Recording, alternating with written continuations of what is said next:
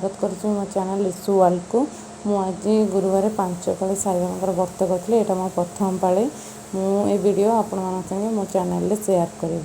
आहरी मत गोटे कथा कहबार मोर इंस्टाग्राम रे मो गोटे वीडियो पोस्ट करी मोर आ मो हबींकर से वीडियोटा मोर 1K एभव व्यूज आसी मत खुशी लगुच। आपण मैंने ये टाइप वीडियो भल लगुच तो मत कमेंट करेंगे। मुझे आगे ट्राए करी मो हबी वीडियो आने। चलते ए पूजा आरंभ करा। प्रथम गणेश को क्षीर आ गंगा जल स्नान कराइबे। तापर सुखिला कपड़ा गणेश को पोछीदेवी। साई बाबा को स्नान कराइबे। क्षीर गंगा जल चाहे हलदी भी पकाई पारे। स्नान कर सारापर सुखिला कपड़ा भी पोछीदेवी। तापर गणेश को वस्त्र पिंधाइबे। गणेश को वस्त्र पिंधि हलदिया कपड़ा काढ़े बसवे। सिंहासन भी बसाई पारे। तापर साई बाबा को भी वस्त्र पिंधाइबे। मुझे बंधु अच्छे बाबा को बाबा वस्त्र पिंधि सारे सिंहासन बसई। फूलमाला लगे ये कलश बसाऊँ। किसी शुक्रदान दे सिंदूर कलश उपर स्वस्तिक चिन्ह कर जल देवी। कलश बसी सारा। कलश मुझे आम डाल बसैबी। आम डाल मुझे 9टा पत्र थी। आम डाल बस आम डाल देली कलश। कलश पर मुझे पइड़ देवी। पइड़े गोटे नाली सालुकना बांधिकिना कलश पर बसैबे। कलश बसई सारापर चंदन गुरा बाबा कपाल एवं पादे लगे। तब निज कपाल भी लगे। देखु एबे मो बाबा को फूल सजईदेवी। बाबा प्रिय फूल हूँ गोलाप। मुझे गोलाप भी एठारे अर्पण कर। बाबा स्मृति महाचंद्र को दर्शन करेंगे। यह भी प्रणाम करके पूजा आरंभ करेंगे। व्रत पूजा आरंभ में गणेश को पूजा करेंगे। तापर ओम श्री साईनाथाय नम मंत्रटी 11 थर कही पूजा आरंभ करेंगे। मो 5 पानी गुरुवार साई बाबा व्रत को से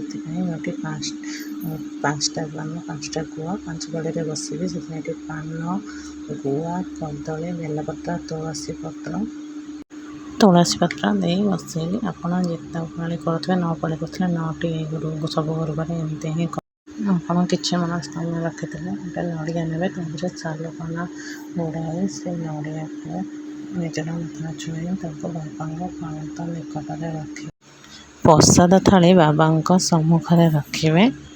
एबे मो बही देख पढ़ुची। व्रत दिन सकाଳେ श्री साई 40 और सन्धार श्री साई कष्ट निवारण मंत्र निश्चय पाठ करेंगे। सकाଳେ काकड़ आरती करेंगे। बाबा पाखे बही पढ़ाई साई महिमा बही मिलूँ से बही पढ़ी पारे।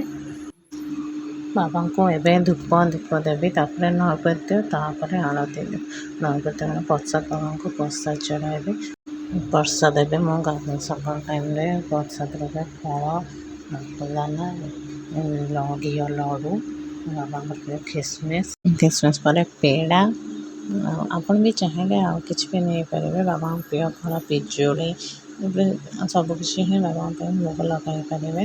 तो छोट मिश्री दाना एवं देखो मैं प्रथम गणेश को भोग लगाइली। तापर साई बाबा को भोग लगाइली।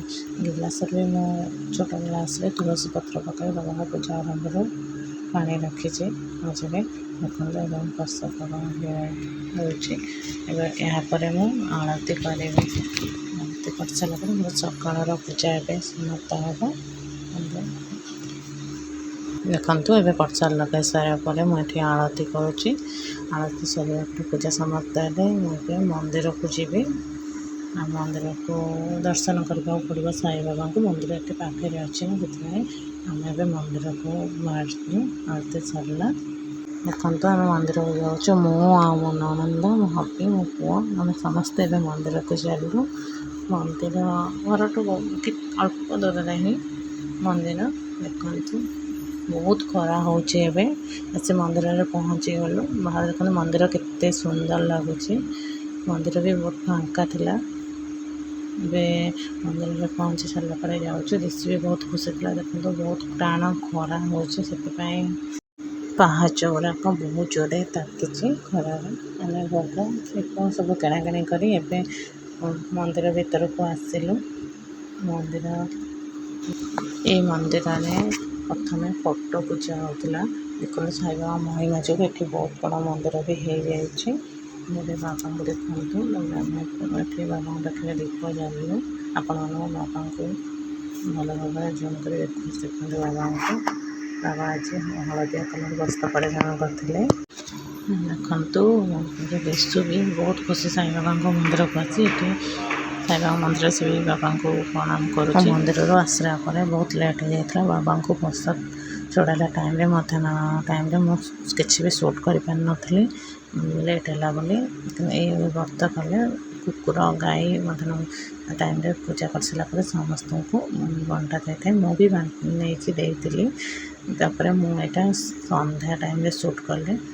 ସନ୍ଧ୍ୟା ଟାଇମ୍ରେ ମୁଁ ସନ୍ଧ୍ୟା ଆଳତି କରିଥିଲି, ବହି ମଧ୍ୟ ପଢ଼ିଥିଲି। ବହି ପଢ଼ିସାରିଲା ପରେ ବାବାଙ୍କୁ ପ୍ରସାଦ ଅର୍ପଣ କରିଥିଲି। ପ୍ରଥମେ ଗଣେଶଙ୍କୁ, ତାପରେ ସାଇବାବାଙ୍କୁ ମୁଁ ପ୍ରସାଦରେ ସନ୍ଧ୍ୟାବେଳେ ପାମ୍ପୁଡ଼ି, କାଜୁ, ଖିସମିସ୍, ବାବାଙ୍କ ପାଇଁ ମିଶ୍ରି, ପେଡ଼ା ଏଇସବୁ ଭୋଗ ଦେଇଥିଲି ପ୍ରସାଦ ସବୁ। ବାବାଙ୍କୁ ଚଢ଼ାଇଲା ପରେ ମୁଁ ଆଳତି କରିଥିଲି ବାବାଙ୍କର। ଏଠି ମୁଁ ଆଳତି କରିବି। ପୂଜା ସମୟରେ ମୋର ପରିବାର ଲୋକ ସମସ୍ତେ ଆମେ ଏକାଠି ଥିଲୁ।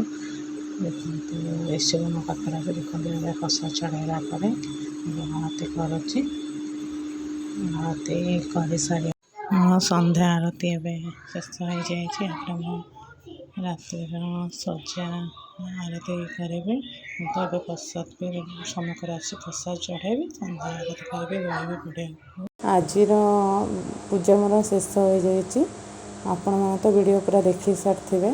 ଆପଣମାନେ ମୁଁ ତ ପୂଜା ବିଷୟରେ ବିଶେଷ କିଛି ଜାଣିନି, ଯେତିକି ବି ଜାଣିଛି କଲି। ଯଦି ଆପଣମାନେ ମୋ ଭିଡ଼ିଓ ଦେଖୁଥିବେ, ତାହେଲେ ଯଦି କେଉଁଠି ବି ତ୍ରୁଟି ରହିଯାଇଥିବ, କିଛି ଭୁଲି ଯାଇଥିବେ, ତାହେଲେ ଆପଣମାନେ ମୋତେ କମେଣ୍ଟ ମାଧ୍ୟମରେ ପ୍ଲିଜ୍ ଜଣାଇବେ। ଆଉ ଯଦି ଆପଣମାନଙ୍କୁ ଭିଡ଼ିଓଟା ଭଲ ଲାଗିଥିବ, ତାହେଲେ ଲାଇକ୍, ସବସ୍କ୍ରାଇବ୍, ସେୟାର କରିଦେବେ। ରହୁଛି, ବାଏ ବାଏ।